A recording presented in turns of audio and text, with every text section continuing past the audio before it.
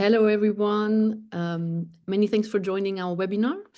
My name is Sonja Schmid. I'm the head of the solutions team at the Climate Action Accelerator. And at today's webinar on reducing the impact of procurement, we will present the first batch of results from the lifecycle analyses that we prepared as part of our joint project with ICRC, the Essential Tech Center at EPFL, and the LEURE laboratory at EPFL. So thank you very much for joining us today. Before we get started, just a few practical information.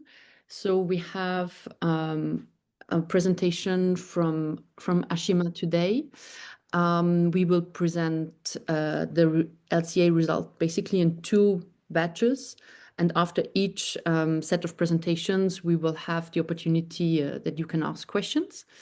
And then we'll end the webinar at 12:30. The webinar is recorded. It will be available on replay on our website and our YouTube channel together with the slides. Your audio and video is off by default. And to ask a question, please write it in the chat, in the Q&A section. And I will read out the questions during the 2 Q&A sessions that we have during the webinar.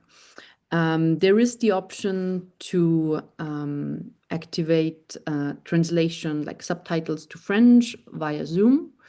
There's a short tutorial on how to do it on the slide. So you basically have to go to show subtitles and then select the language in which we speak and to which we want to translate to.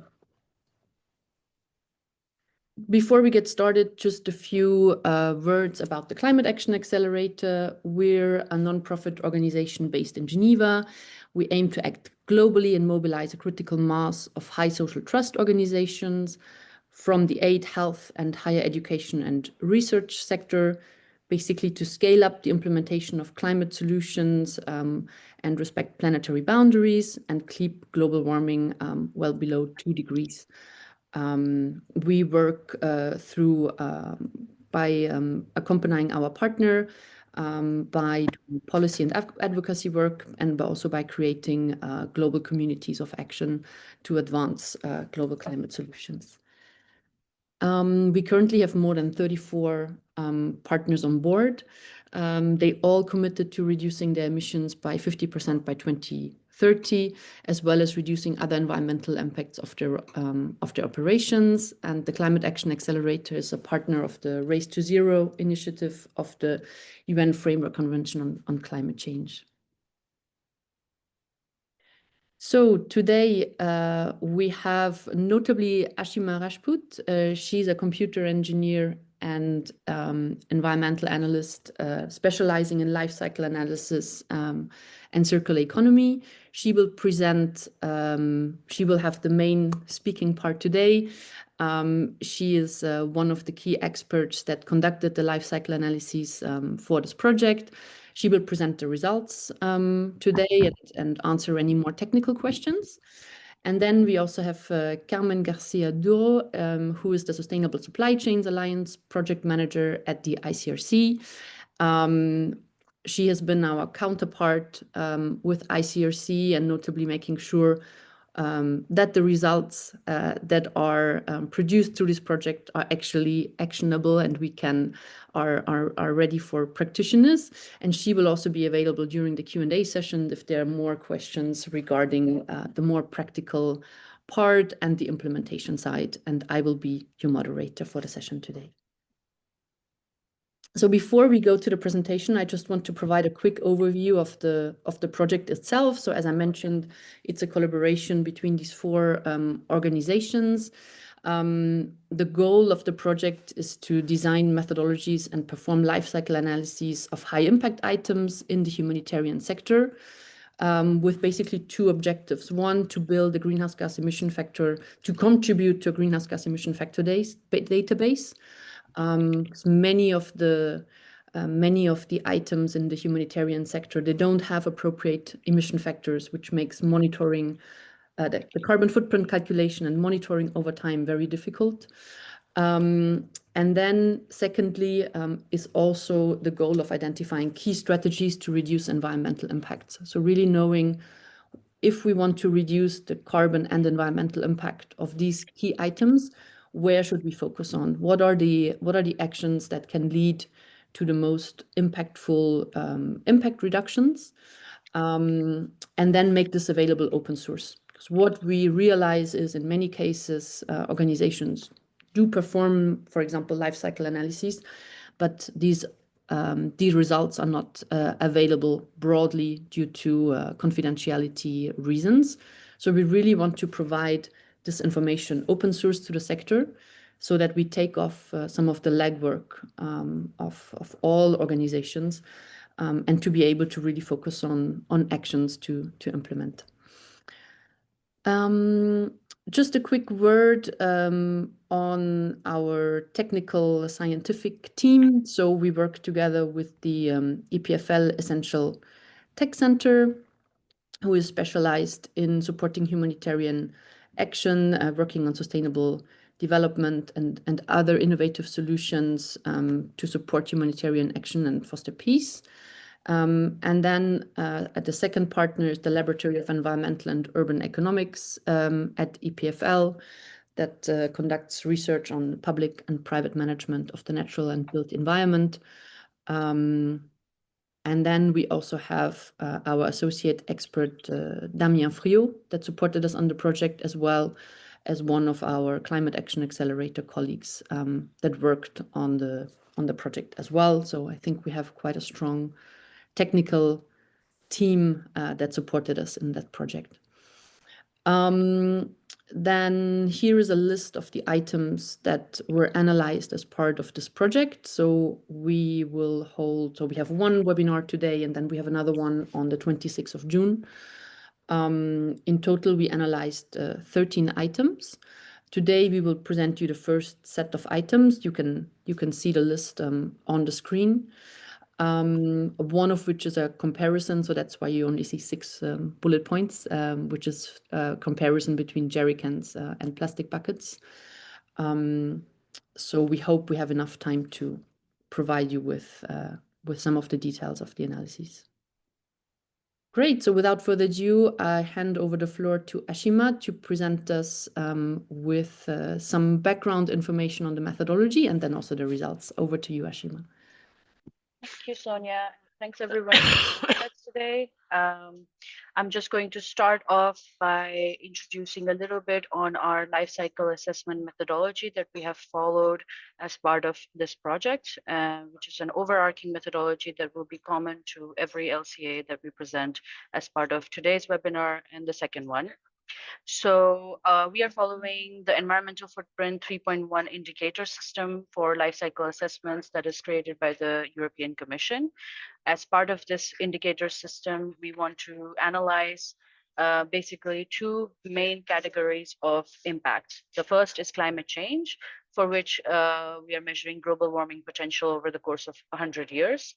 And the second is a group of impacts called impact on human health, which has sub-indicators that cover carcinogenic and non-carcinogenic human toxicity, ionizing radiation, particulate matter, and photochemical oxidant formation. What this largely means is this is tracking the impact of the processes that we have analyzed as part of this project, specifically how it hurts human health, whether it is through toxins that may be carcinogenic or particulate matter, air pollution that is released as part of these processes, or ozone layer depletion, and so on and so forth. And so we have grouped these 4 indicators into one score that we call impact on human health, based on the same environmental footprint 3.1 system of weighting and normalization. So we aggregated them and created one score for each of the scenarios and products that we have created. And then finally, we are working on an experimental type of tracking of impacts, which is called plastic leakage, that we are using to denote exactly what would be the impact of the leaked plastic material that might poison the soil and leak into the ocean and land waterways. as a result of the humanitarian supply chain. It is a very early stage work from our side, but we wanted to add this to bring a larger perspective to the rest of the project. And we have the links for our backing studies for each of these things in the presentation, and also it will be published with our results. The life cycle assessment, as you may know, goes from the extraction of the raw materials to the production of the product, to the supply and distribution of this product, the transportation of it, to the use, and then to its disposal. At disposal is where a lot of the life cycle assessments of the world differ from the humanitarian context, because disposal methods vary largely depending on where you are in the world. For our perspective, we have considered these types of end-of-life choices, which is basically either you litter completely the products, you throw it on the road, or it is being sent to an open pit to be burnt, or it is being sent to an unsanitary landfill, which is like an unmanaged, unlined, not taken care of pit, which is a landfill, or a sanitary landfill, which is managed by some authority, which is lined and it prevents the toxins from leaking into the earth, or a closed, controlled municipal incineration, which prevents from the burnt fumes from escaping into the atmosphere. And then as a model of how we can further improve on disposal methods, recycling. So as we go along through the presentations, each product will have different scenarios considered for end of life, but they will be one of these categories.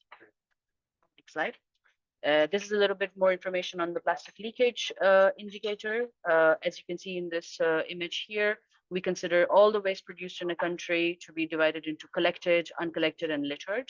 So, whether an government or an authority is intervening or not, out of the collected, it can be improperly disposed. And out of the uncollected and the littered, it would for sure be improperly disposed. And so this category can then be called mismanagement of waste, out of which about 10 to 15% plastics that are mismanaged and improperly disposed are leaked into the ocean and sea waterways. So this is something that we want to log. All right, so for the LCA results, our first product is synthetic blankets, specifically high thermal synthetic blankets. The primary function of these blankets is to provide warmth, but we know that in the humanitarian context, people don't just use the blanket to sleep, they use it as covering during the day, they might even use it as clothing or as furniture covering. So it is rough use that we are assuming. As it is a synthetic blanket at baseline, so the product that is the real product that is being supplied that we are considering, which we call a baseline, it is made from virgin polyester that is created from PET granulate. It's made in India, sent via sea to African distribution centers as part of our scenario. And we are considering 5 years of use for this blanket when it is washed by hand with water and soap once a year. At disposal, we are assuming that at a default, it is either dumped or burnt in open pits. So we are assuming an open burning end of life for the blanket to be able to start our analysis. And the packaging that it comes with, which is just polypropylene packaging, it is completely disposed in open dumps. So this is the basic product. Without any further comparisons, these are the results of the analysis of this high thermal synthetic blanket. As it is a textile product, it goes through many stages of formulation. So in the chart on the right, you can see different life cycle stages, the blue being raw material, the yellow being production, purple is supply and distribution, the little gray one is use, and then the orange one is waste. So overwhelmingly, as is the case with any textile, the production phase has a large climate change and impacts on human health, climate change impacts and impacts on human health, because it takes a lot to create any sort of textile in the weaving process, in the bleaching process, and the pre-treatment and post-treatment. And so 40% of the GHG emissions and 67% of the impact on human health is accounted for by the production stage. If you combine that with the raw material, which is the polyester, it is easily more than 70% and more than 80% of impact on human health for the blanket. So without even considering after it leaves the warehouse, at baseline, the formulation and the production of the blanket is the biggest source of impact. Now that we have our base product, we want to consider many scenarios to try to see how we can further improve it. In raw material, we consider different types of material to be substituted by the virgin polyester. And out of that, there is recycled polyester and post-consumer waste polyester. So polyester that is collected, shredded, and then made again into fabric. The recycled polyester, which is simply made from recycled PET instead of virgin PET, is got a pretty straightforward process, but it can compromise quality. So we have good quality and poor quality polyester. Similarly, for production, we are considering either using fossil fuels at baseline or changing it up and greening the production of it a little bit by using renewable energy for heat or electricity that is used in the production. As we want to model good quality and bad quality results from the recycled polyester, we have either 5 years use life or a 3-year use life in case it's bad quality polyester. And then we have some waste management options. What if we were to send it to sanitary landfill instead of open burning or a municipal incineration?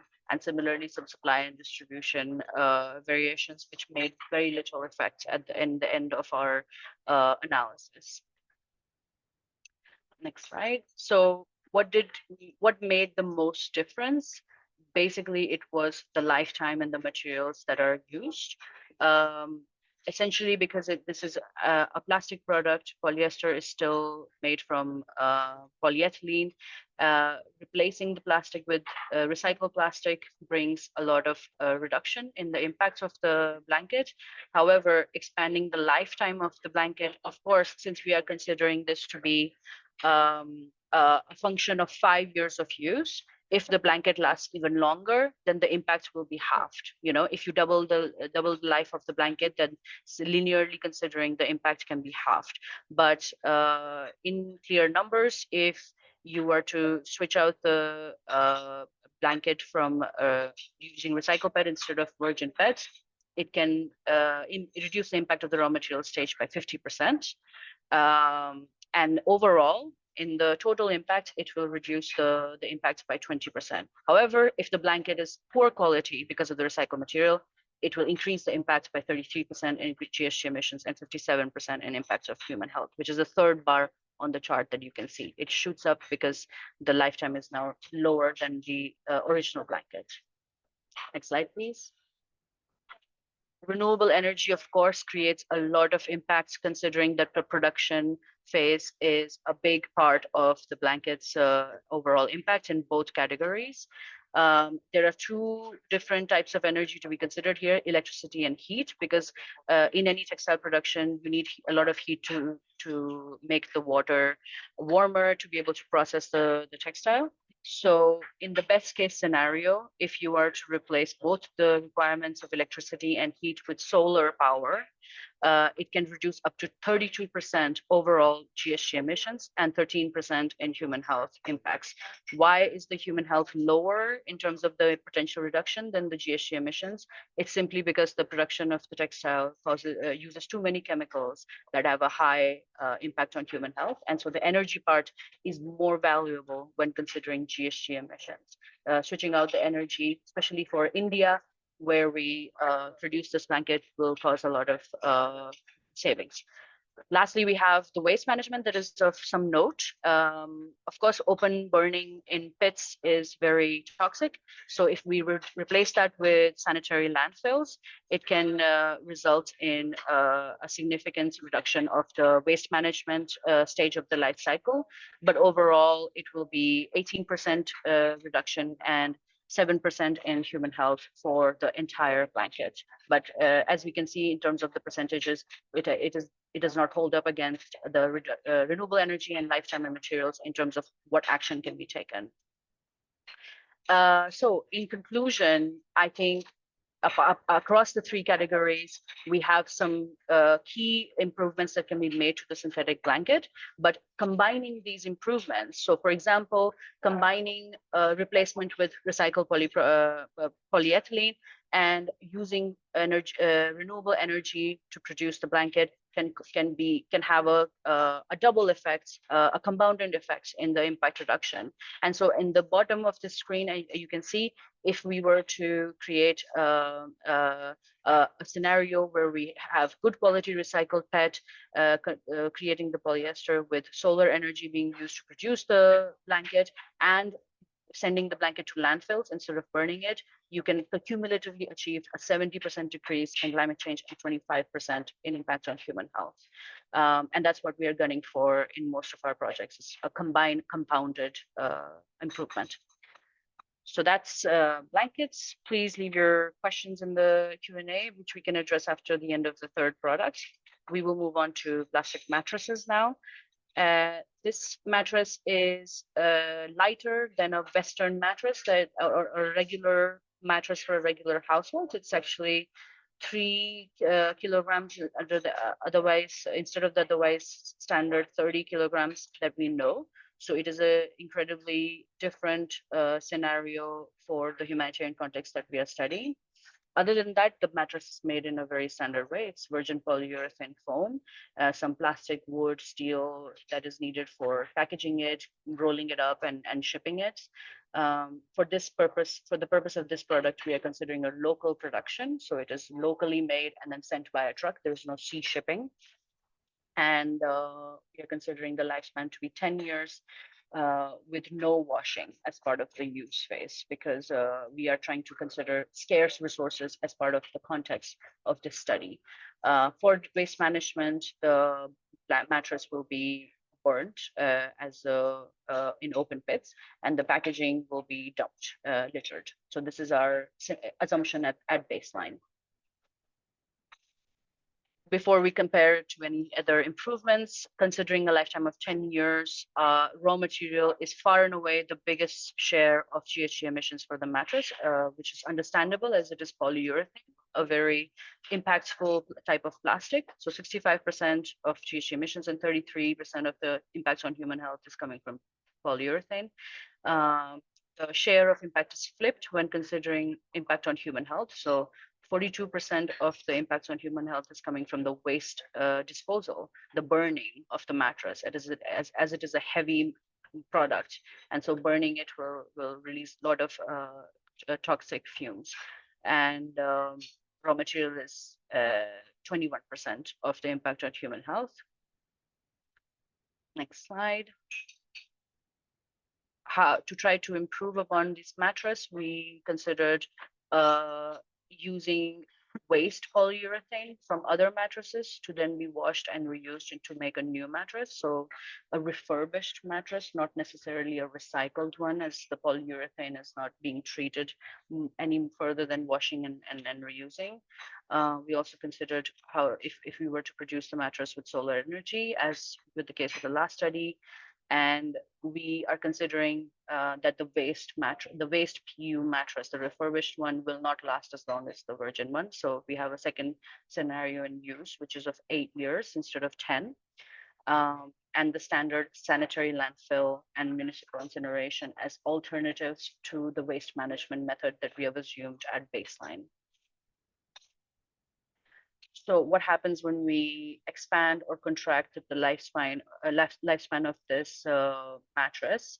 The waste foam, because it needs to be washed, sanitized before it can be used. This scenario of a good quality waste polyurethane mattress, which lasts just as long as the original mattress, it reduces the overall impact by 40% and 3% in human health, because, like I said, it needs to be washed, and that does contain some impact. But this is only if the quality of the mattress is maintained. If the quality is not maintained, and in our scenario where we are considering comparison to an original mattress, virgin mattress with 10-year lifespan, that the waste polyurethane mattress is only lasting 8 years, the GHG emissions still reduce by 25% instead of the original 40, but then the overall impact on human health increases actually by 21%. Again, because you need a little bit more of the poor quality waste polyurethane mattress than you need of the virgin polyurethane mattress, because for satisfying the function of 10 years, you would need, one and a little bit more of the bad mattress. Next slide. So for waste management, burning plastic waste is obviously pretty bad. And if we were to create adequate filters for this burning process and use municipal incineration, let's say instead of open burning, it's closed burning, the emissions would increase a little bit due to the added infrastructure costs of municipal incineration, but the impact on human health will reduce drastically because we are keeping from the fumes from releasing. So it would go down by 40% overall. However, if we were to not burn anything and send it to a sanitary landfill, the impact on human health is a similar reduction, 18%, but the GHG emissions would reduce overall by 41%. So it would be a valuable impact reduction in both categories. Next slide. So overall, across our many scenarios, our key conclusions are that the recycled materials and better waste management largely will contribute to impact reduction of this plastic mattress. It's different for different categories for this study. So for GHG emissions, it's more important to focus on the impact of the raw material. And for human health, it's more important to focus on the way that this mattress is wasted. If we were to consider, for example, a recycling at the end of life of this mattress, and to even prevent it from entirely ending up in any landfill or any incineration plant, that would be a success in both categories. But before that, the raw material is more important in emissions, and the waste is more important for human health based on our studies. Thank you. And then we move on to the final product of this part of the presentation, which is soap bars.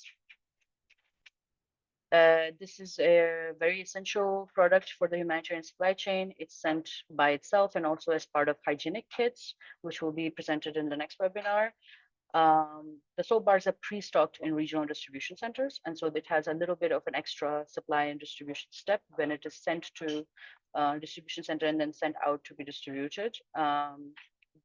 At baseline, our base product soap is made with crude palm oil and a few other chemicals that are needed to make any soap.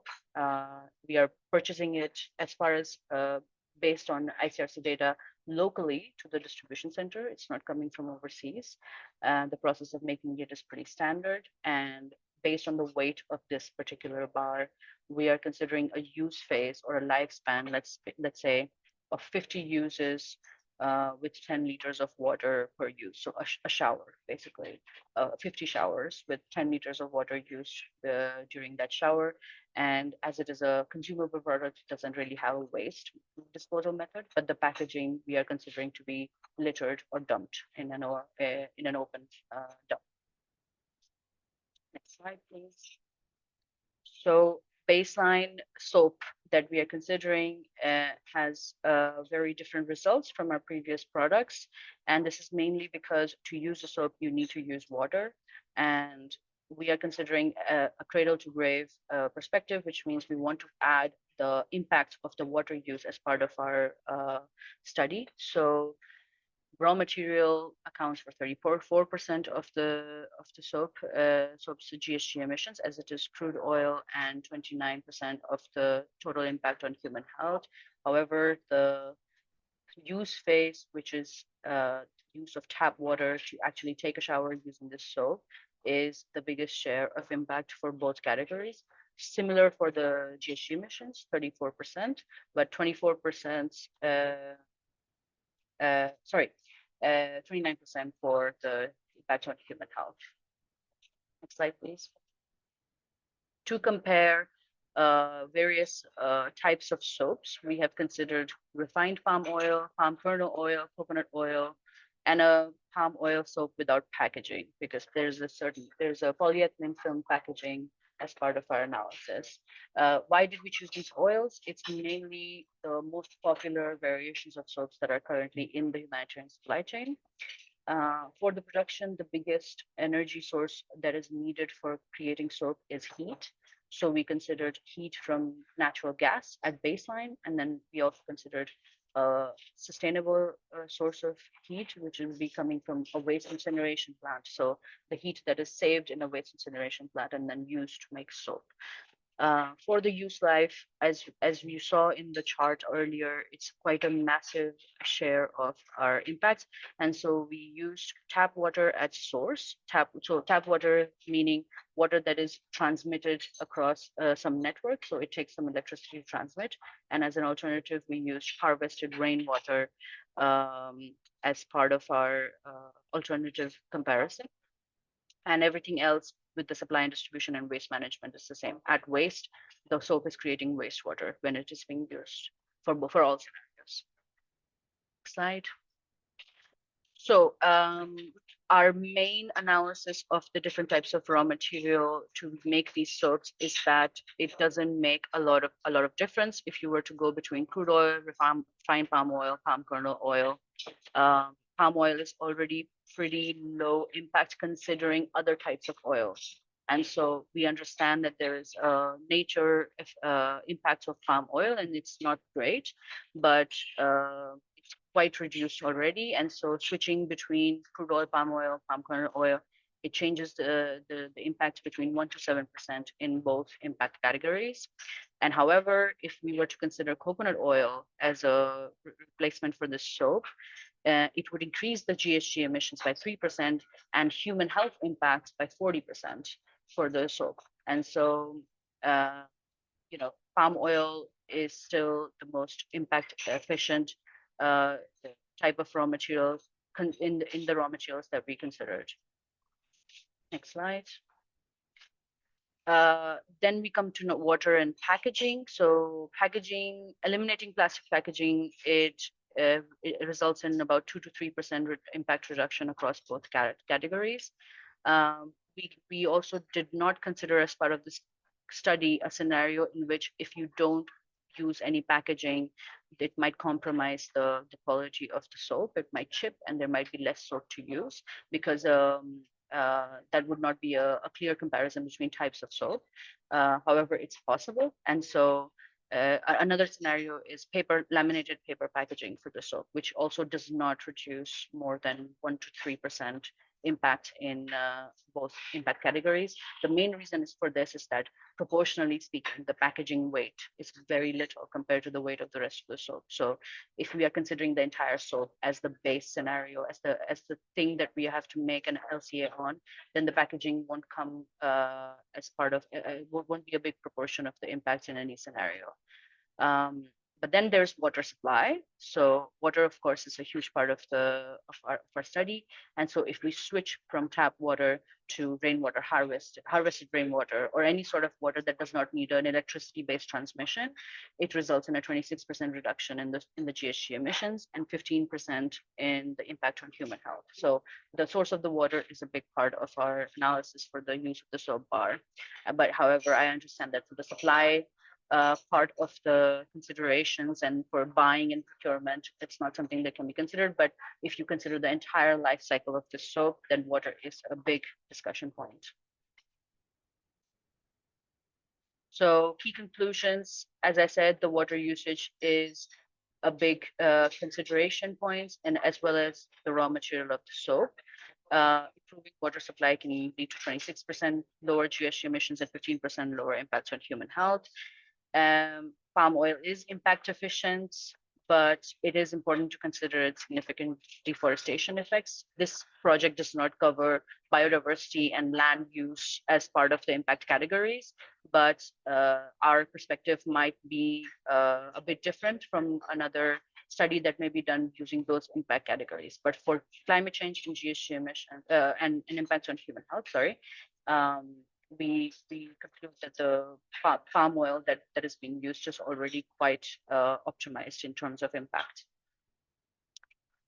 Okay, so I think that's 3 products. I would be happy to go on to the Q&A part of this session and leave it to Sonia to select some questions for us. Thank you so much. Thank you very much, Ashima, for the great presentation. Before we go to the Q&A question, we have currently one question in the Q&A pane.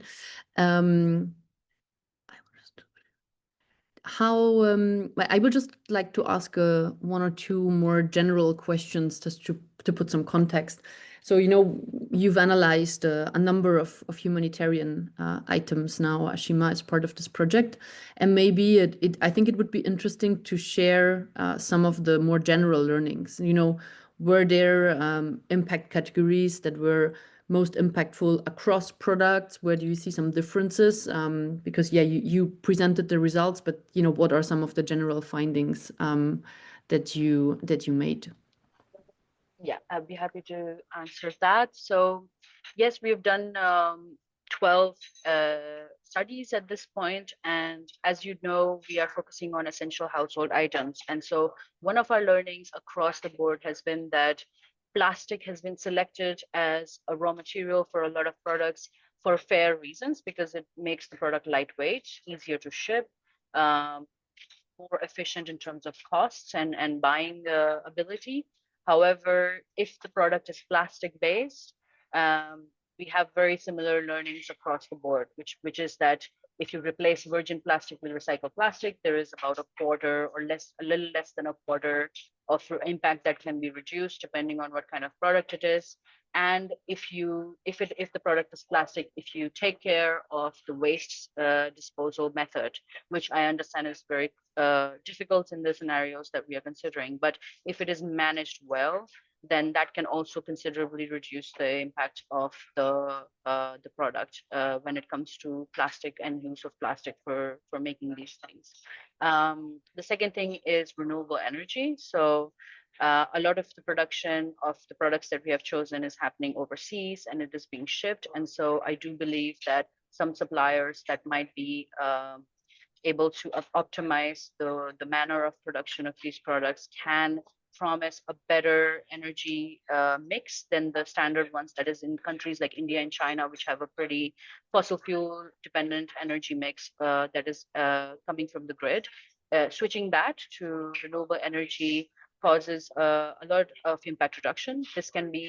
This varies based on whatever the product is. Once again, if it is a simple plastic product, it will be a bit less. If it is a complicated product like a blanket, it will be a bit more, but it does cause a fair amount of impact reduction. And so for the items that we have studied, this is a very sweeping conclusion that we can make. The numbers change, of course, but these are the two learnings I would say that are most prominent for us. Yeah, thank you, Ashima. So basically, the impact of the raw material, the choice of raw material, virgin versus recycled in plastic, but raw material in general, then the production with renewable energy being a key parameter. And then also, I think what we saw, the end of life that you mentioned are come out as really the key parameters. Let's take a first question from the Q&A section. So it's for Carmen. Question on the mattress: how can quality of waste polyurethane be assessed by the procurement teams? I have heard previously that it was difficult to prove that, for example, tarpaulins were made of recycled plastic. So the teams need to know how to assess this to ensure sourcing waste polyurethane products are not impairing the lifetime of the mattress. I think it's a great question, and it's I think it also touches upon some of the sort of the limitations of life cycle analyses, because of course we take assumptions, and then then on the one hand we have the assumptions that we take in the LCAs. But then how do we prove it? And also, are like these alternatives even available? So I think it's really about the sort of what we would like to see, or what the reductions we can have, let's say in theory from the analyses, but then how do we implement that in practice, and how do we also prove it so we avoid unintended consequences? And I let Carmen answer the question in further detail. Thank you, Sonia, and I can only agree about the about what you just mentioned. Sorry, I'm sick. What I would like to say, I mean, there are different things that we are talking in that question, and it's super interesting. One are the assumptions that we have taken. So, as Sonia mentioned, today we came with assumptions that changing, the virgin to this recycle polyethylene. I don't remember exactly what was the type of plastic that we use from the foam that we use in the mattress could reduce the impact. It doesn't have less quality, okay, or durability.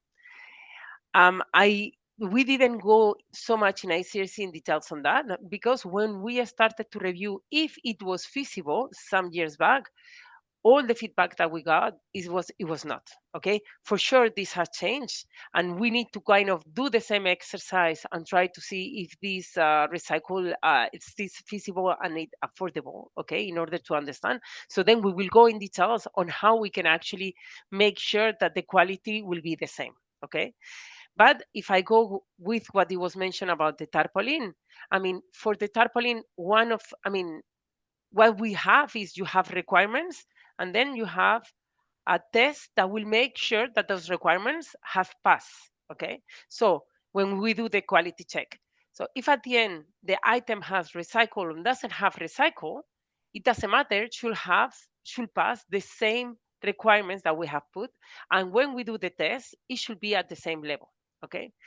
Therefore, there we cannot really see if it's recycled or not behind, but we will see that is the right quality. What we have put in place, and this actually it is being pushed by the ICRC, but it's done with many other organizations. You have UNHCR, it's through the Quality Social Environment Working Group, where you have IOM, UNHCR, UNICEF, okay, was when we do a quality social environmental assessment to the suppliers, we actually try to track if that recycled plastic is actually real. Okay, because what it can happen is that they are telling you, the supplier is telling you, yes, I have 15%, 30% of recycle in my tarpaulin or in my blankets, but maybe that's not true. Maybe it's just normal, it's just virgin.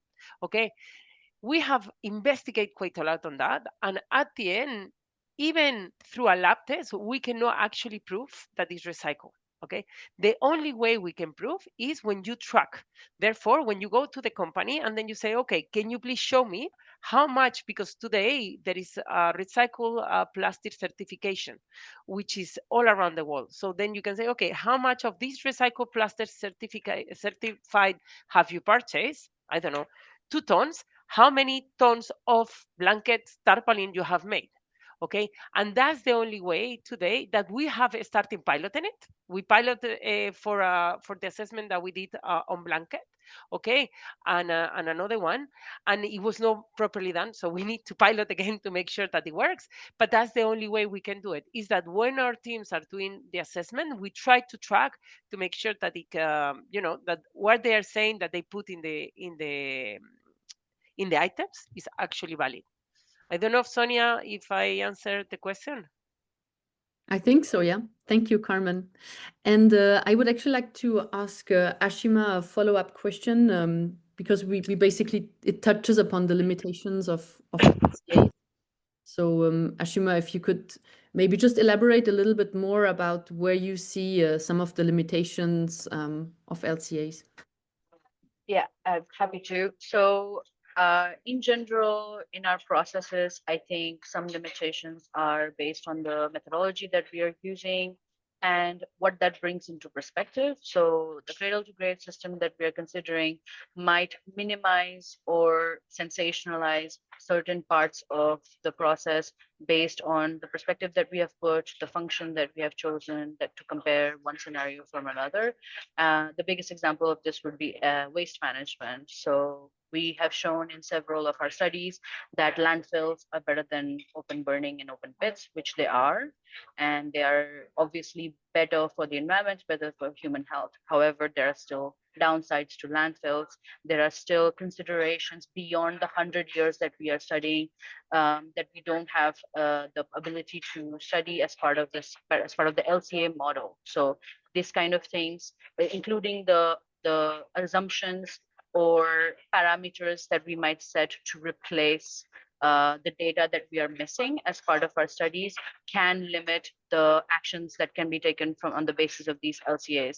However, the idea of this project is to get started. And so what we plan to do when we publish these results soon is to create technical appendices, so long form documents with everything that we have assumed, everything that we might have supplemented or replaced one from another because of a shortage of data, so that the person that wants to continue our work into going a bit more in depth into one of the things that we talked about can use our work to then go on and create even better information, so as to not reinvent the wheel every single time.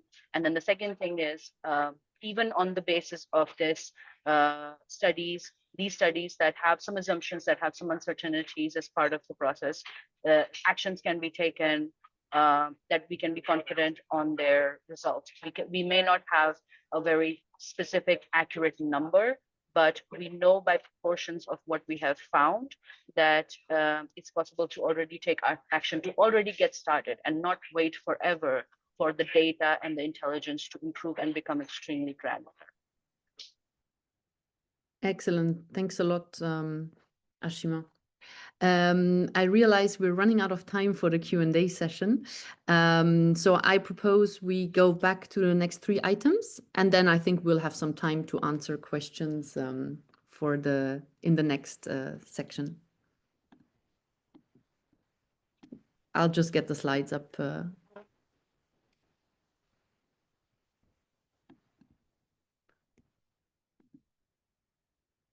Just bear with us a second. Perfect. Ashima, please go ahead. Thank you. Okay, so for the last 3 LCAs, our first one is, I think, plastic formats. If you go to the next slide, Sonia. Yes, so plastic formats are preferred in the humanitarian context to other natural material mats because they don't get rotted, or they don't die very fast, and their degradation can be controlled at production, not at use level. You know, for a straw mat, you might have to take care of it later, but a plastic floor mat will last as long as you think it will while you're producing it because of the quality of the plastic. So at baseline, our floor mat that we are using is virgin polypropylene with some, PE packaging film around it. It's made from India, shipped across to African distribution centers. There will be no washing, as again, we are considering scarce resources as part of the humanitarian context, but we are considering a lifetime of 2 years, a bit less than a polyethylene product, because polypropylene is a bit lower in quality than other more firmer plastics and lighter. At disposal, we are assuming overburning in pits and without much transportation. As plastic format, we expect to be light enough to just be sent very near to where the disposal site is. Thank you. Next slide. So this is the results of the plastic formats. When everyone has the results of all the LCAs together, you will see that the shares of life cycle stages are quite similar when the item is plastic. So as is the case with most plastic items, raw material is accounting for almost half of the emissions, like 40% for GHG emissions and 46% of impacts on human health. Open burning as a waste disposal method is the second largest problem here, which is accounting for 31% of the GHG emissions and 21% of the impacts on human health. There is a slight difference in the 2 categories here, because in terms of impact on human health, the production and distribution have a larger impact than the waste disposal. But when it comes to GHG emissions, open burning is at the time of waste disposal, it is overwhelmingly a large share of impact compared to the other life cycle stages. Second to, of course, the raw material. Right.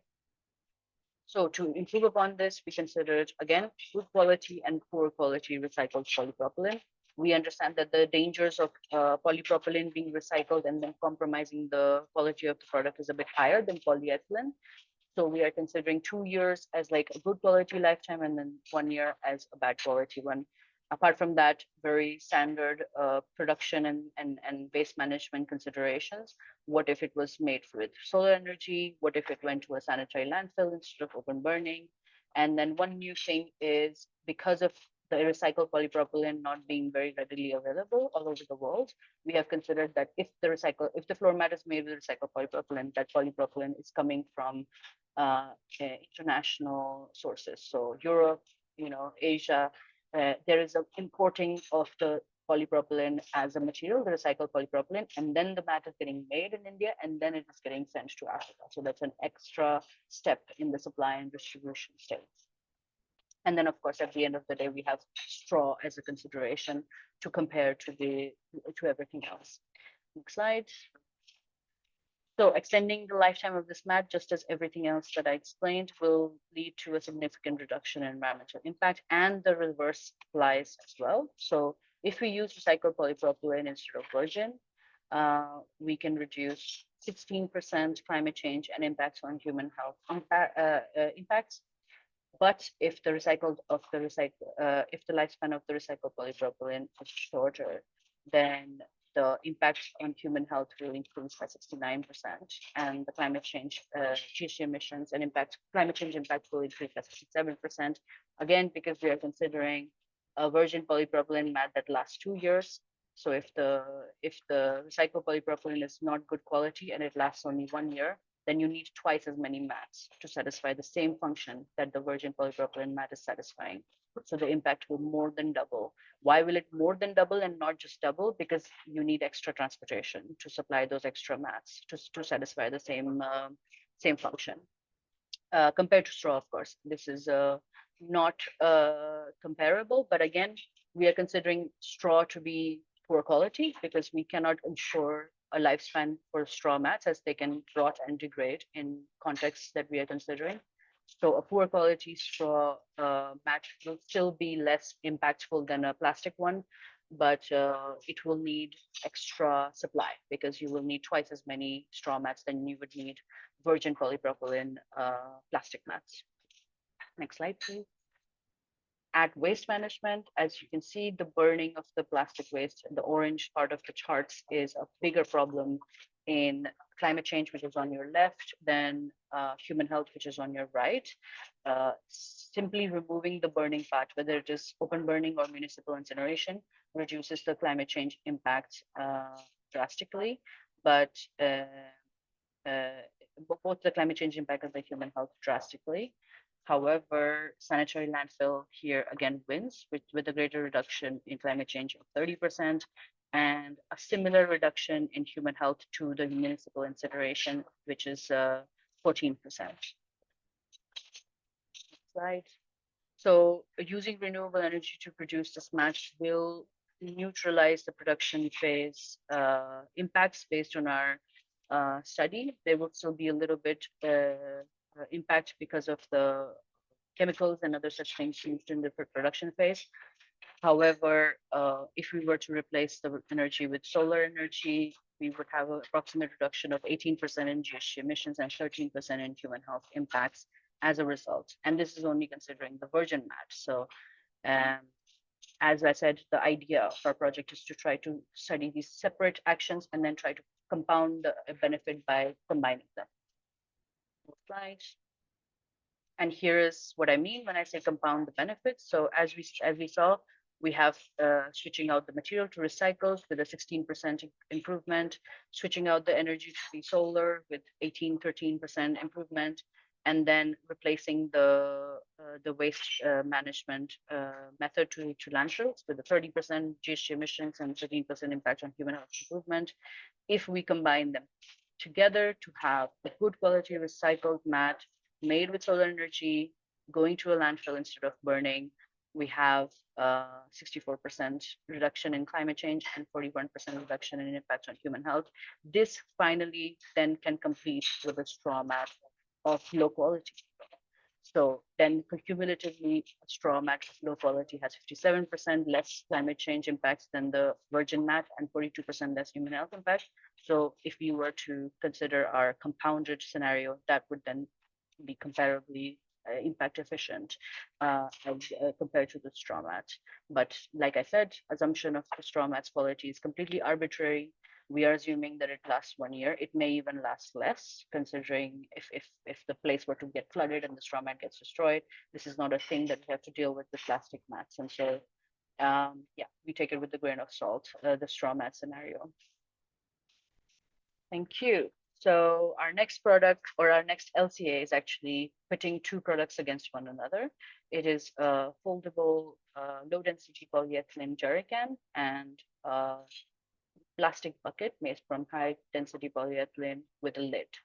So the function of this study is to carry water.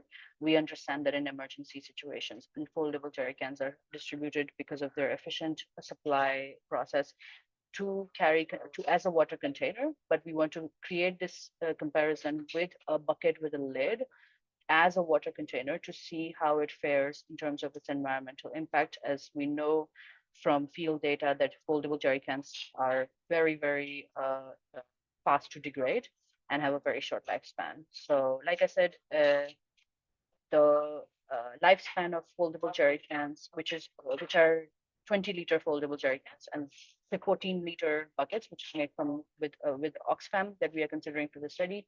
The lifespan of the jerrycans is 3 months. The lifespan of the bucket, as it is made from sturdier material, is 5 years.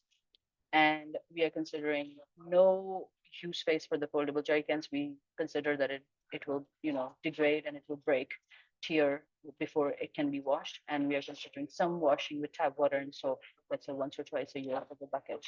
And at disposal, we are considering some burning for both items.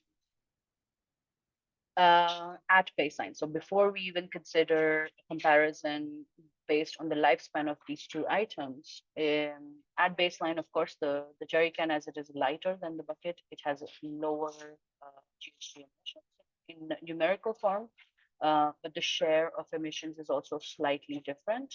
The raw material is the same. It's a significant share of the impact for both materials because the raw material is polyethylene. Yes, one is low density, one is high density, but it's forming the same share of impact for both categories for both products. Buckets have a use phase, like I said, they're being washed, and so that is accounting for 17% of overall GHG emissions and 24% of human health impacts, which does not exist for jerrycans. And at end of life, the waste disposal stage is more impactful for jerrycans. It creates 42% of the overall GHG emissions and 18% of human health impact than with buckets, mainly because buckets have a use phase and jerrycans don't.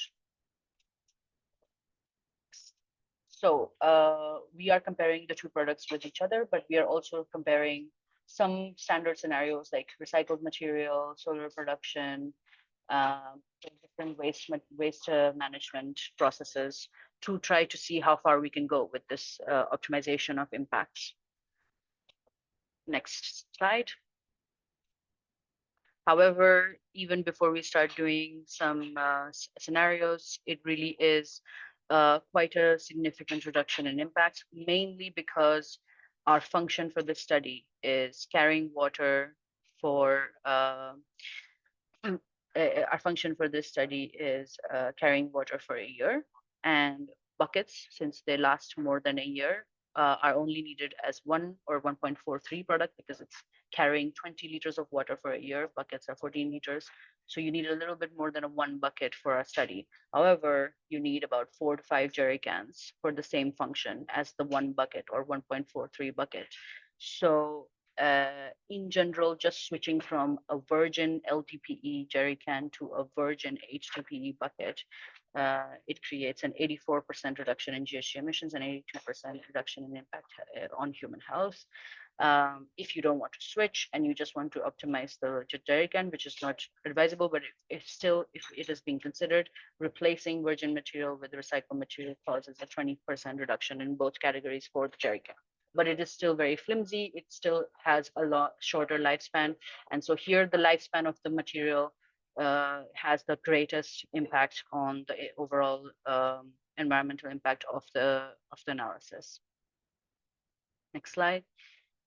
Waste management, of course, has the same implications as before. Here we are considering only the bucket, as we already cleared that buckets are more environmentally efficient than jerrycans.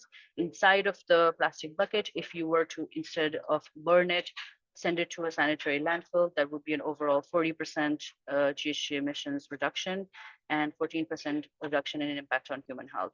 Very similar learnings as with other plastic items that I have already presented. Next slide, please. Energy production, again, for the buckets, as they are a bit heavier and a bit sturdier than the jerrycans, is a bigger proportion of potential impact reduction. However, it's not any more than 10 to 9% in both impact categories. As we already cleared before, the bigger shares of impact are the raw material and the waste disposal methods of the product, since it is plastic. So the key conclusion here is, of course, overall, there is no question that the bucket being used as a water container instead of a foldable jerrycan is much more environmentally sound. Still, there can be more improvements made to this scenario by using sanitary landfill instead of open burning as a scenario for waste disposal, as well as using recycled HDPE instead of virgin HDPE and renewable energy to produce it, to essentially neutralize the impact of the jerrycan and cause a 94% reduction in climate change and 88% reduction in impact on human health, and make the process of carrying water containers or having water containers in these contexts very environmentally efficient or impact efficient. Thank you. And then finally, we have a study on solar lamps. Solar lamps are used in these contexts because of a scarce resource of electricity. Here in the study, we are comparing an older and newer model of solar lamp supplied by the ICRC, and to study more how reduced volume, reduced weight, and a longer lifespan affects the impact of the solar lamp in general. It is an electronic material. It has very sensitive parts that cannot be considered and replaced very easily without extensive testing. And so here our focus is mostly on lifespan. However, the standard lamp that we are comparing was just over 600 grams, and the new lamp is just over 500 grams. It has some cardboard and paper packaging. It is being produced in Spain, sent to African distribution centers, warehoused and distributed. Very standard distances taken for all our LCAs. And then there is a disposal being assumed as unsanitary landfill, and for the packaging, open dumping. We understand that electronic waste can be recycled. However, to try to make a worst case to compare to, we chose unsanitary landfill as the scenario that we consider. Next slide. So these are the results of the new lamp, because that is the more pertinent one that we studied. The raw materials are taking up 95% of the overall GHG emissions and 97% of the overall impact on human health for the solar lamp. And out of these materials, LED lights in the solar lamp and the PV panel takes up the majority of the impact of the raw material itself. The second highest is the disposal and the production. However, it is not comparable to the impact of the LED lamp. Here you see a different chart than with other presentations. Here you can see the separate components that we have studied. So the plastic enclosure, the battery, the PV panel, the LED, which is the big bar, the cables, the circuit boards, the metal elements, which is yellow, and then everything else. So The green at the top is everything else, and that is almost nothing compared to the components themselves. Next slide. So the impacts of both lamps, without doing any comparison, are very similar because the weights are very close enough. However, we understand from the data provided to us by ICRC that the old lamp lasts only 3 years and the new lamp lasts around 6 years. In our technical appendix, we will find a more elaborated version of this explanation. We are actually considering lumens over hours as our measurement unit. But to aggregate the explanation, it's to conclude, we can say that like by doubling the lifespan of our solar lamp, since nothing else is changed much, we linearly relate that the increasing the lifespan of the solar lamp decreases the impacts by 50%. So if you double the lifespan, the impact reduces by 50%, precisely 50.61%, 50.80%, mainly because of some transportation changes. But when it comes to technology such as solar lamps and other things that have a more sensitive makeup and their components cannot be replaced that easily, the biggest point and key point here is the lifespan. If it can last longer, it will have a lower impact in the entire perspective, as is taken by the study. And yeah, that's really the main conclusion of solar lamps. There is a further study that can be done here, which considers the impacts to the local environment and how the lamp is disposed in general. Like I said, if you expand the lifespan even more by replacing some parts, it will linearly affect the quality of the environmental impact of this lamp. But based on our studies, the main idea is to focus really on the longevity of the solar lamp itself. Thank you very much. I think that's the end of the LCS that we wanted to present today. I open the floor again for questions. Over to you, Sonia. Thank you very much, Ashima, for the presentations. I would actually like to go back to some of the questions. Carmen was so kind to already answer them in the Q&A section. But I think it's worth just to go back to them. And also, yeah, if you have any other questions, please don't hesitate to enter them in the chat. We actually have sufficient time for questions.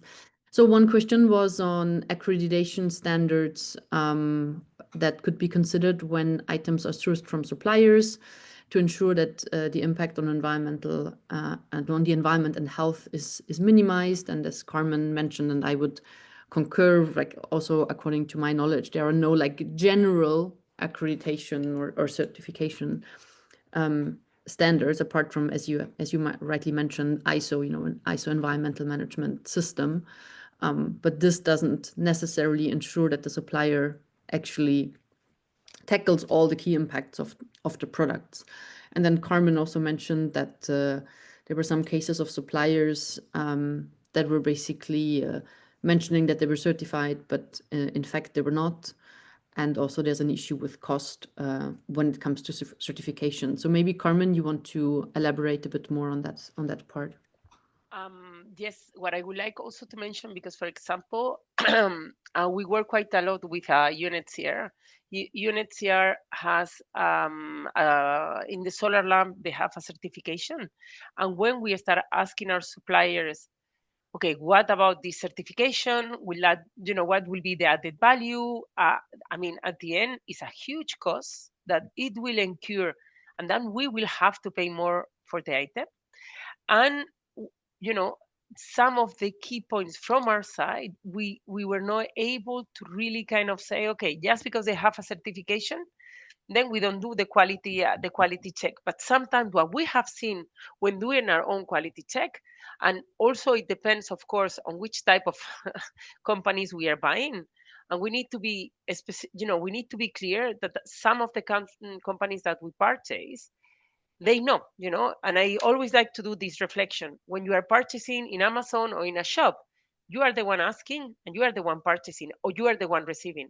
When we do it in the humanitarian sector, is one person who is asking, another one is purchasing, that receive it, someone else in the field that will be distributed, and the person who will actually use it, did not even know exactly what we were asking for. Therefore, it's very simple, and suppliers, they know that it's very simple to play with the quality. So we have seen, thanks to the quality team that we have things that they have the icon of certification, that they were not certified, that, you know, they were saying, yes, we have these requirements, and then when you check, they didn't have those requirements. And that's why, for me, and I think it's an important point, when we talk about sustainable products, it's not because we have sustainable specification. It's also because actually we make sense. I mean, we make sure that what we receive is what we are asking for. For sure, depends on the organizations, the ones that they're bigger, you know, it's easier to do this quality check. But also, you know, we all have a responsibility to put some revisions and some checks to make sure that what we ask for is what we receive. And certifications is not always, you know, sometimes it could be, you know, I mentioned about the recycled plastic certification, but then you need to really follow and understand what it means. You know, ISO 14,000, which is for the environment, is very good, but it's for the company itself. It's not for the item specifically that you are purchasing. Yeah, and I think, Carmen, just to add on what you said, I really think it needs an analysis per product. You know, really, for some products, as you said, for some product certifications are available. You know, I think about certified RSPO palm oil, for example, and there are studies where the impact was shown. But then there's others where there's maybe just nothing. And really also highlighting what you said, it really needs to be double checked behind. If I can complement, Sonia, on what you just said, we are working with WFP on sustainable rice platform. And on those discussions is where we are learning, actually, for example, that they don't use they don't do certification for the type of rice that the humanitarian sector are purchasing, because it's not high quality standard and people will not pay a premium for it. But they are the ones telling us, look, certifications cost a lot of money. So we need to change the way certification and sustainable rice platform works. So, you know, it's something that seems very nice, but it's not actually, you know, I think it needs to be kind of review and improve in the long term. Thank you, Carmen. And Ashima, you also want to comment? Yes, thank you so much. I just want to add very quickly that yes, certifications are very prevalent in the supply chains of many types of industries. But I would say on a scientific standpoint, for strategy and for implementations of these impact reduction pathways, there's always going to be a phase where you have to measure if any improvement actually happens. So taking the action, whether it is certified action or an action that was taken by themselves to try to get something done, should always follow a measurement phase where we are monitoring the improvement and recording whether the improvement was actually done. So at the end of the day, what somebody is promising in terms of the certification or sustainability should be minimized in terms of how many resources that takes, because it does not compare to the value of actually going out there, taking the measurement and the monitoring of what impacts these actions have taken. And so that's why we promote a lot to get started, to do something, to not wait around forever for certifications, for reviews, for reinventing the wheel in terms of analyses, to already find some not easy outs, but larger overarching actions that can be taken, and then go out there, implement it, and then review it later to see if it was actually able to accomplish what was planned. So yeah, this is just a scientific take on the concept of certifications. I understand it can be very overwhelming to deal with.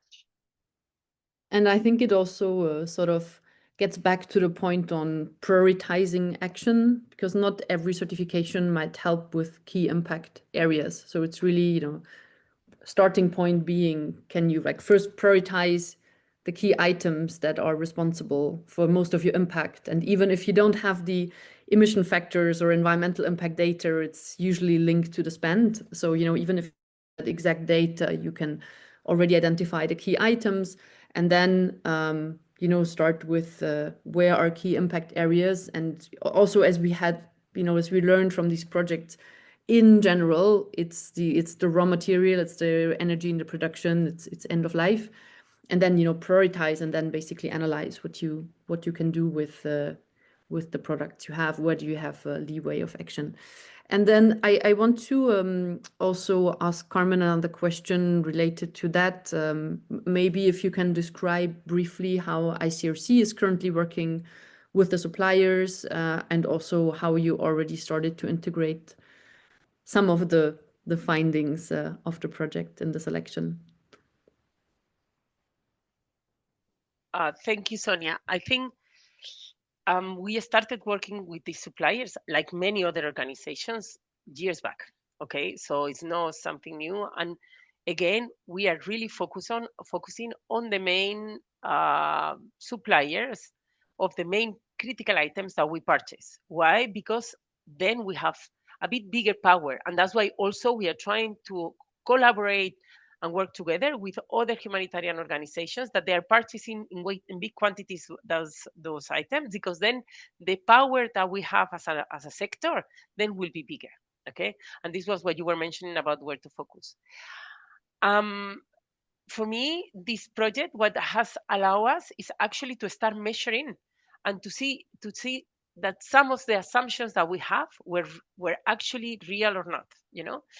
There were also other examples, like if you remember, we worked quite a lot, Ashima, on the blanket, trying to figure out if we could purchase a blanket that was coming from waste. Okay, and we did a big job in India, trying to do sourcing in India, in China, and the quality blanket that we have received, it was not the right quality. Okay, and that's one of the things we need to be careful. For sure, we are not talking about recycled plastic, which is already accessible, which UNHCR is already buying. So I'm talking about a blanket that is using waste from plastic industry. Okay, which is you know, that can be from you know, from any kind of material, any kind of plastic. Because if not, while we are talking about the recycled plastic, we are talking about recycled PET, which the PET is the bottles, which the quality is assured, you know. So that's also a bit of the difference. When we talk about recycled plastic, there are different type of recycled plastic. Okay, so one of the things that we have actually started piloting last year, and now we have to take a decision to put it on the criteria, with the renewable energy. This project has helped us a lot to really figure out, okay, if I'm buying this item with renewable energy, okay, how much it will impact the CO2 emissions, which it will be on my product, but it will be in any product that company will have. So the implications and the impact will be very big.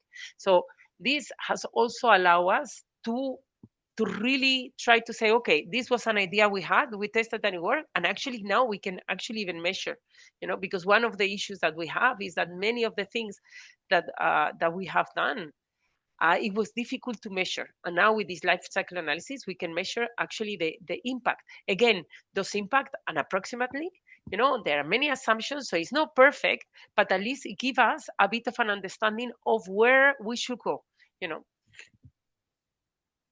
Thank you, Carmen. Yes, indeed, and I think that was the approach also that was taken in the project, not to try and, you know, spend a lot of energy and resources on getting the perfect data for a specific product, for a specific supplier in a specific location, but rather try to have general data that is applicable, like in general, to many organizations when it comes to the sourcing country, when it comes to, you know, we also did some modeling regarding air versus sea freight. So, you know, not trying to spend too much energy and resources on getting all the details, but rather have a broad picture that is good enough to be able to take some action. Then there was a question regarding plastic recycling and ensuring sustainability of these innovations within the health sector. And also mentioning how the importance of reducing plastics. And Carmen already answered in the Q&A section about that the health sector is yet another area. and that humanitarian organizations are not a big player and don't have leeway to focus on the to influence pharmaceutical companies, but there's a lot of pressure already coming from governments and other organizations. I just wanted to briefly complement that part because I find it also touches upon an area that we didn't discuss so far, because it was mentioned about the importance of reducing plastics. And I think, of course, this is, so fully agree. And I think this is, again, part of the limitations of the approach, because we start from the product, whereas of course the best emissions are those that we don't even produce to start with. So I think it's also important to mention the relevance of trying to be as efficient as possible with the use, so avoid waste of products, improve the supply chain planning, the demand planning, to really avoid waste of products and source only what is needed to fulfill the mission. Does anyone want to add anything on that part? Okay, great. Can I say just one small thing that you just mentioned, because for sure forecasting demand planning is key if we really want to reduce the waste and we really want to find the right supplier from the right place with the right item and the right quality. But you mentioned something about reducing plastic, and I think we need to be careful, because sometimes we think just by taking the packaging plastic, that's perfect, and we don't understand that sometimes this packaging plastic could make, because at the end packaging is there to make the items safe until they are received by whoever is receiving, the beneficiary or whoever is receiving it. So taking out the plastic, whatever it is, or I mean, if it can be changed by carton box, for sure we have to do it. But in some cases, we need to be careful because it could have implications. And as clearly as Ashima mentioned, and it's not new, we have it in the nutritional food packaging. Packaging is really small compared with the production. So if, because we are taking the plastic at the end, our product will not last as much, then it's maybe you will not see the plastic, outside of the house where it was distributed, but actually the impact is much, much higher. So I think we need to be a bit careful as well. Yeah, absolutely. And I think it's also it's the example you mentioned. It's also about, we really have to sort of think about the broader consequences of what we do, and how we what are the maybe some unintended consequences of actions. Great. One last question on the recycled materials. Carmen, do you want to answer about the cost implication? I think you already mentioned it in the. I already mentioned, for example, and I'm super open for the blankets. ICRC is not purchasing recycled blankets because for us it's more expensive. UNHCR has managed to reduce the price, and now we are seeing with them, how to make it happen for us also to do, because we don't know if it's because they pay more or it's actually because maybe we are not talking to the right people or the right suppliers. So we are trying to figure out what is the right consequences there. But in general, recycled plastic, it actually increased the price. And we have it with the example of the tarpaulin. For example, in some countries where the tarpaulin is produced, having recycled plastic, it actually increased, and the supplier is telling us, increase the price. So in some we have a saving of, you remember the Ecosa Design tarpaulin, the savings went around 5%. Now that we are actually did tenders on it, it went to 7% reduction. Okay, but we had some supplier in China who was telling us, yes, but my reduction is less because the recycled plastic is much more expensive. So recycled plastic is something that every good quality recycled plastic, I go again to the same thing. It's something that many companies want, and that's why it is quite kind of in general more expensive. Again, as I mentioned before, there are many other ways to make the item less expensive, which is, for example, and I go back, sorry for the tarpaulin, but we have the same with the solar lamp, with the hygienic parcel. When you start looking into the item and you start trying to increase durability but reduce the volume, reduce the weight, reduce the raw material that they use. This actually makes that you will reduce the material use, the material produced, so the supplier will need to purchase less material, which for them will be cheaper, so they can give you cheaper prices, but also it will be cheaper for the transportation.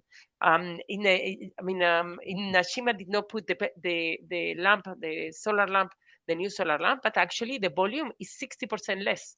So if you reduce the volume 60%, imagine how many lamps you can put in one container. Therefore, you will reduce the number of containers that you send. You will reduce the number of CO2, the number of costs, which to make that calculation will be super complicated. But reducing weight, reducing volume is key. Yeah, and as I think we also mentioned in the presentations, but also you mentioned it, like it was also in the eco-design tarpaulin project, whilst keeping the same lifespan. For sure. Making sure that the product lasts at least as long as because if we reduce weight by having less quality products, then we'll have again another unintended consequence. For sure. Yeah. For sure. So maybe one last question, and I think we can start. There's another question in the chat, but I'll take that in a moment. I just maybe wanted to ask one question to Ashima, because we didn't touch upon it a lot today on air freight, like transport in general. Because in general, you can talk better about it, Ashima. We modeled with using sea freight. And for some of the products, you also modeled air freight. So I think it would be interesting if you could briefly touch upon the transport piece.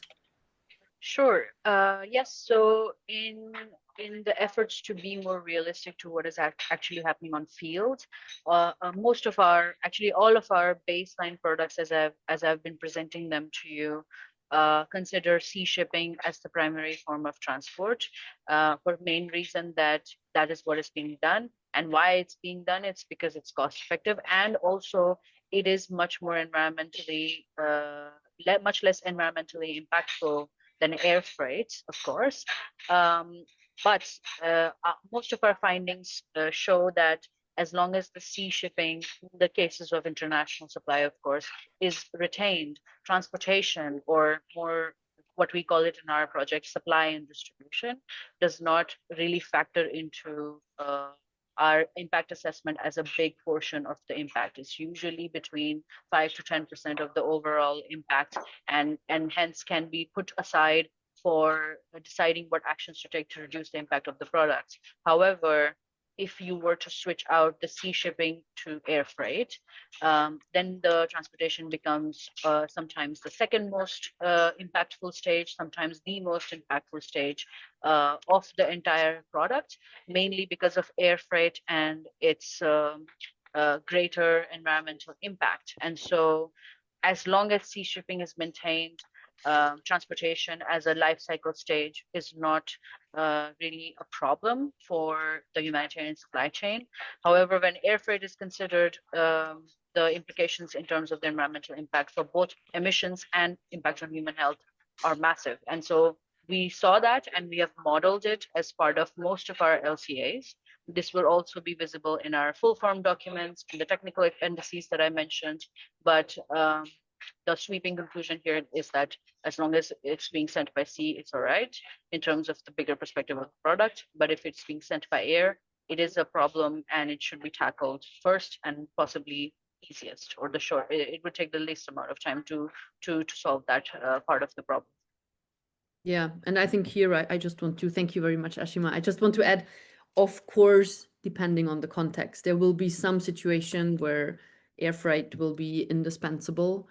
But we also saw when analyzing data of the Climate Action Accelerator partners that actually a significant share of air freight is often is not necessary, and is often due to a lack of foresight and planning. So yeah, I think depending on the context, of course, if it's needed or if it's air freight mandatory products, then of course, but if whenever it's possible to avoid air freight. I just want to jump on the message regarding on the question regarding the output of the project. So I would just like to give a quick overview of some of the documents that we will publish in the next coming weeks. So yes, there will be a one-pager on the main findings per analyzed products. You will also have access to the slides, the summary slides, similar to what Ashima presented today, but even a bit more with a bit more information. We showed you like a slightly shortened version to be able to stick within the timing. And all of this will be available on the Climate Action Accelerator website. So we will have a sort of basic LCA repository available on the website in the next coming week. So we will send out information regarding that. Then we are also still working on including the results on the emission factors from the analyses into the emission factor, into a standalone emission factor database that is also going to be linked with the Humanitarian carbon calculator. We're currently trying to solve some last licensing questions around that, but the emission factors are in any case available also in the project documentation. And then, yeah, as I said, there will be another webinar on the 26th of June to present the results of the project, of the remaining items that we analyzed. And then I think I don't see any more open questions in the chat. I think we will just stop a little bit earlier. So Ashima, Carmen, I would like to give you the floor for some last thoughts before I wrap up. Maybe Ashima, go first. Sorry. Thank you, Sonia. Well, yeah, I just want to thank everyone for your time today. We're very happy with the kind of work that we have done here. We think that it is something that can cause a lot of positive action to be started and to get kickstarted in terms of the overall impact reduction of the industry. But given the wide range of the impact humanitarian context and the many scenarios and assumptions that we have taken, I would highly encourage everyone to go through our documents when they're published, and please feel free to reach out to us if you have any comments or suggestions or feedback or questions, so we can continue the good work and continue to improve upon the work that we've got started. Thank you. Thank you. Over to you, Carmen. And from my side, what I can say, because you asked me for a surprise that I need to say final words, is that I think what we are trying to target is quite complex and it's not easy solutions. Okay, as you have seen, depending on many different assumptions, many different things, you can have completely different results.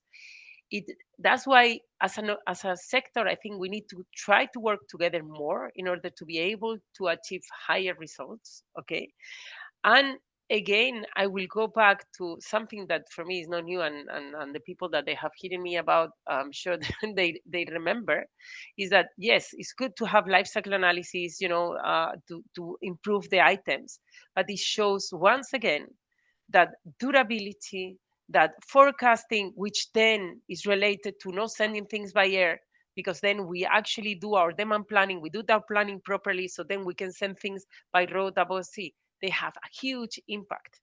So, and quality checks of those items are complicated. So let's try to focus where the impact is, and it's complicated to know, but I think that's where we should try to focus. Thank you very much, the two of you. I would just like to try and summarize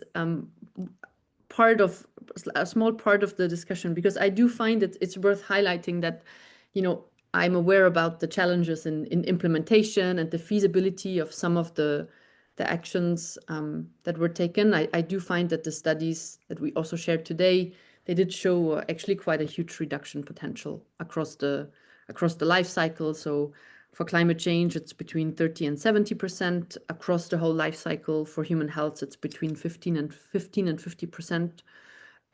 roughly. And so it's just to re-highlight again, what Carmen also said about extending the lifetime and the quality of item, but also focusing on the raw material. So we have around 15 to 20% reduction potential when switching, for example, to recycled plastics, knowing that it's not always available, and we have to check the quality of the recycled plastics as well. For renewable energy, it's around 10 to 20% across the life cycle, even higher for blankets, up to more than 30% for blankets. So it's really quite significant reduction potentials that we see. And then it's really also about where can we already influence this work. So as mentioned before, we will soon publish the results on our website, and as said, the webinar recording and the slides that we use today will also be available on our website. We would also like to encourage you to check out our Solutions Hub. You will find solution fact sheets on many different topics, be it on reducing air freight, reducing professional travel, working on IT equipment. So it's really broad, and you will find a lot of information on different solutions to reduce the carbon and environmental impact. And we also recently published a set of toolkits that help with the implementation of solutions. You can access our sectoral analysis of emissions in the humanitarian sector. So please do check out our resources online, and then we would be happy to welcome you on our second webinar on the results on the 26th of January. Thank you very much. Thank you. Thank you, everyone.